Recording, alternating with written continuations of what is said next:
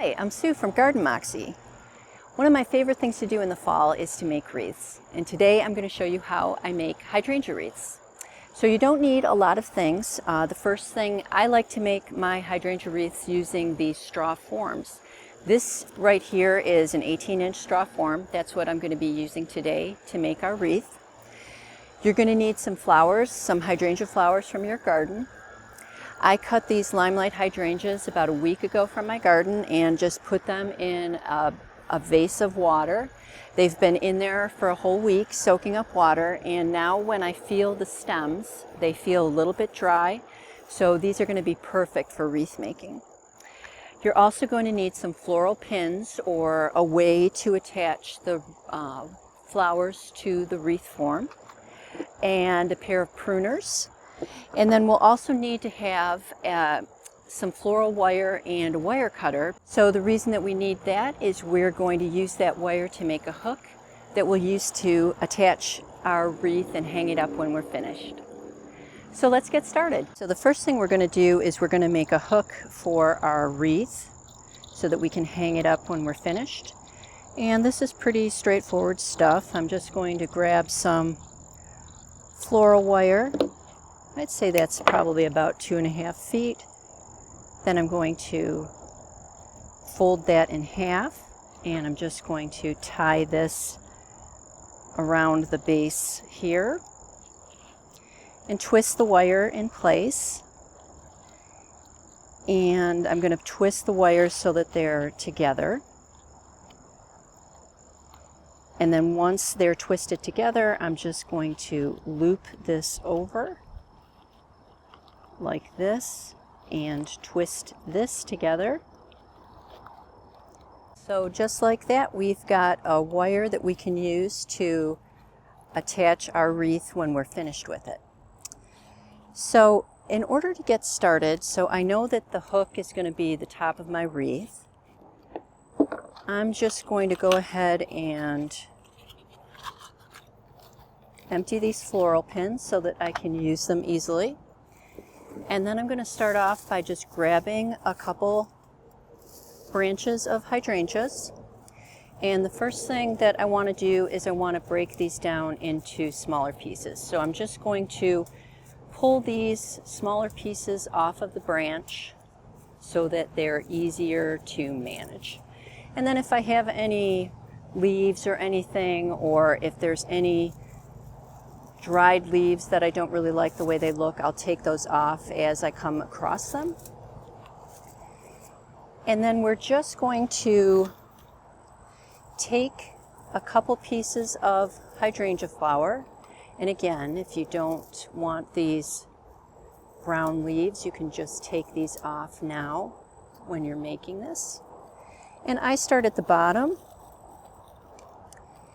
And you're just going to go ahead and use the floral pins and pin your flowers in place.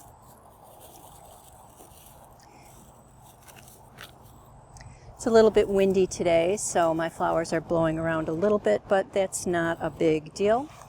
So what I'm going to do is I'm going to start at the bottom, and I'm going to work my way around here until I get to the bottom again, and I'm just going to keep attaching these flowers like this. Now what you want to look for is, the wreath is going to be hung up in this fashion. So when you have it hung up, you want to make sure that you can't see the straw here and also here. So you'll want to make sure that we cover it with flowers here and also in the center part. So I'm just going to go ahead and continue that process. And then when you have a little bit bigger of a stem, this is when you can use your pruners. Just prune that stem off and go ahead and just pin this in place. So I'm going to go ahead and just continue to do this and make my way around the entire wreath form.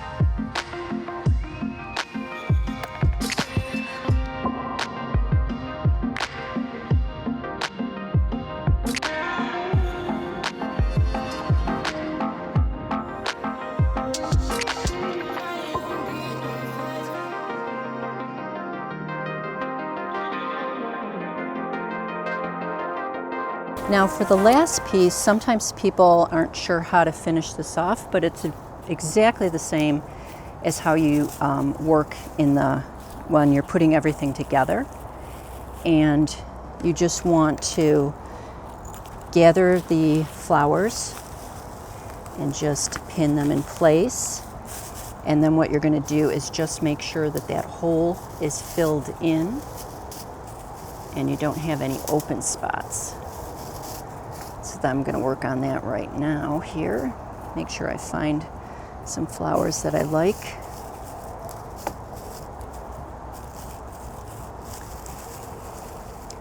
Just pin that in place. And then the last piece is going to be just right here. And I'm just going to just cut that there. And then what I do is I just plop that like that and pin that in place. And voila. So there we go. Just got to find the hook that we created. There it is.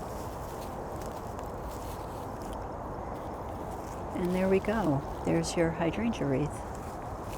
And there you have it. That's how you make a hydrangea wreath using a straw form. So I'll be hanging this up above my mantelpiece, and I'll be able to hang it using the hook that we made from the floral wire.